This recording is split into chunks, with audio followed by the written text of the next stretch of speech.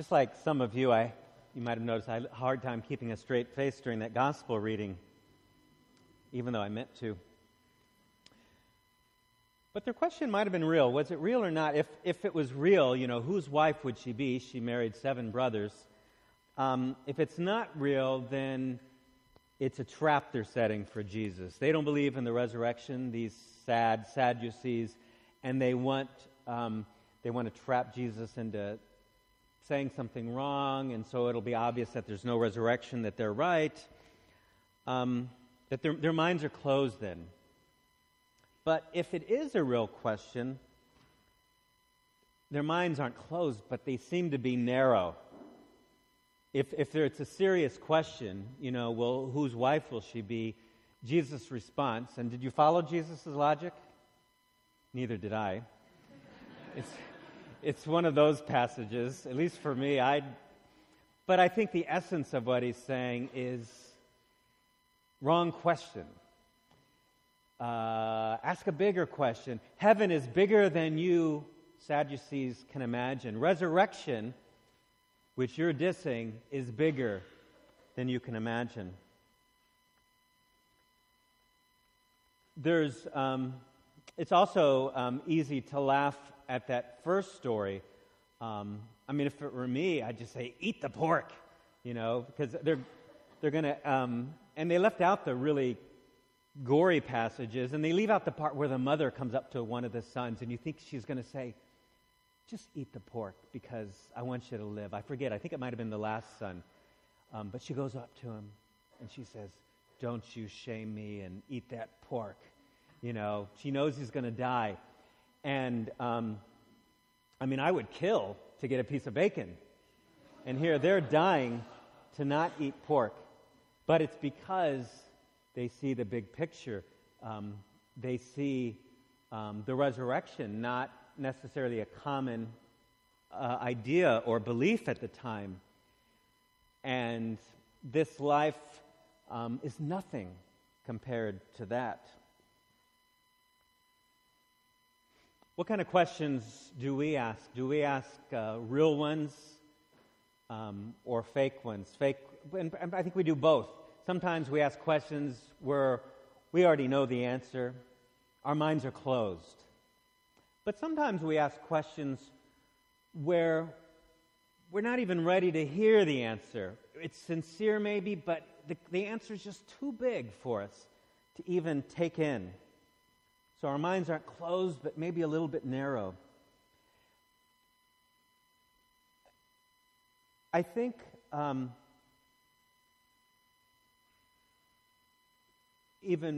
think we also just fail to even ask these questions sometimes, real or not, closed-minded or narrow-minded. We're too distracted sometimes to ask the big questions, or at least what we think are big questions. Distracted with money problems, job problems, the problem of having a job, stress, the desire, the pressure for immediate success, the distractions of various media or other activities. We're just too distracted sometimes to ask these big questions. My first assignment as a priest was at Arizona State University, and I was kind of disappointed that that the students weren't coming with more big questions. There wasn't so much of that, and I think part of it was they were too distracted with their work. A lot of them were working even full time. Here at UCSD, there's certainly work issues, but I think even more here, there's the stress of the school. There's the stress of the eternal midterm season, right? And it's not that some of those big question conversations don't happen, but I think there's plenty fighting against it.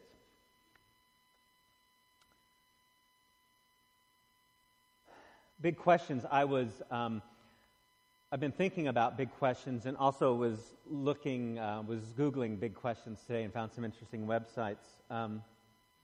Here's some big questions for you. What is the meaning of life? Why did God make me? How much does God love me? Does God love me? How big is God? When will we find a cure for cancer? Who will find a cure for cancer? Will one of our students find that cure? Why is there suffering in our lives? Why does God allow that suffering? Does God even exist? Is it okay to be rich? Is it good to be rich? Are we alone in the universe? For whom am I responsible? For whom are we responsible? What is my calling from God? Here's a good one I found. Will money solve Africa's development problems? Here's another good one I found today. Do prime numbers have a pattern? Why do we dream? Will there be time travel? Is time travel possible? Bacon or chocolate? Bacon in chocolate? Bacon in chocolate with peanut butter on top? There's evidently a recent book called Reclaiming Conversation, and I don't know too much about it, except that I think one of his concerns was the distraction of new media that's sometimes keeping people from having lengthy, big question type of conversations. I guess people spend several hours, they said watching TV, but maybe this book is older than I think, because I know a lot of you students, well, you sort of watch TV, but it's not TV. But anyway, in front of those computer screens, entertaining ourselves maybe 3 hours and having conversation of any kind, deep or not, for maybe 45 minutes or less a day. Reclaiming conversation.